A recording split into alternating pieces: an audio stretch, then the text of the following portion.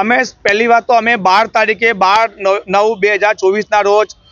Commissioner સાહેબ Shri, deputy municipal commissioner સાહેબ Shri, standing કમિટીના ચેરમેન સાહેબ શ્રી, મેયર સાહેબ શ્રી, પછી જે આપણા ખાતાના જે અમારા જે ચીફ ફાયર ઓફિસર સાહેબ શ્રી અને અમારા જે ખાતાના જે વડા છે HOD સાહેબ શ્રીને બી અમે અરજી ઇન્વર્ટ કરેલી છે।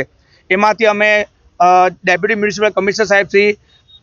હસમુખ જે પ્રજાપતિ સાહેબ છે એમને બી મળ્યા છે અને HOD સાહેબને બી મળ્યા છે। કમિશનર સાહેબ અને મેયર સાહેબને આજે મળવા માટે આવ્યા હતા, પણ જે આજે સાધારણ સભા છે એટલા માટે મળી નહીં શકતા। ટૂંકમાં અમારું એટલું જ છે કે અમે જે અરજી કરી છે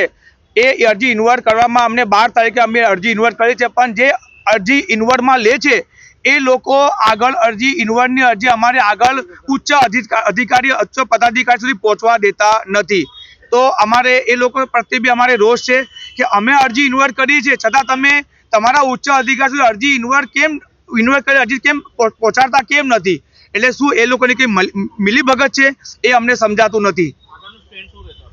આગળનું સ્ટેન્ડ તો એક જ છે કે કર્મચારી ગણ છે, બધાને જાહેર જનતાને બધાને જ ખબર છે કર્મચારીની સામે કોઈની તાકાત નથી। કર્મચારી અમે એકજૂથ છે। અમારું એટલું જ એક રિક્વેસ્ટ કરી રહ્યા છે કે અમારી જે સબ ફાયર ઓફિસરની જે ભરતી છે એ ડાયરેક્ટ રિક્રુટમેન્ટના બદલે જે તમે ભરતી પાર પાડી છે 9 સબ ફાયર ઓફિસરની, એ તદ્દન 9 સબ ફાયર ઓફિસરની ભરતી તમે રદ કરો અને અમારા જ સર સૈનિક જવાન છે જે લોકોએ વર્ષોથી 30 વર્ષથી ખાતાનું બલિદાન આપીને પોતાની જાન પોતાની ફેમિલીને પરવા કર્યા વગર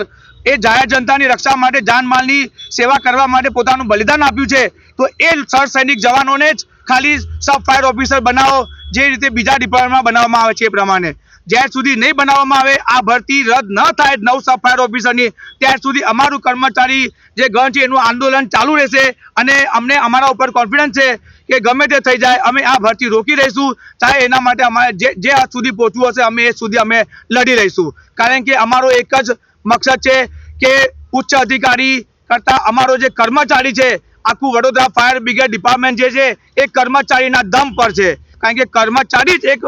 એવો એક પોસ્ટ છે કે જે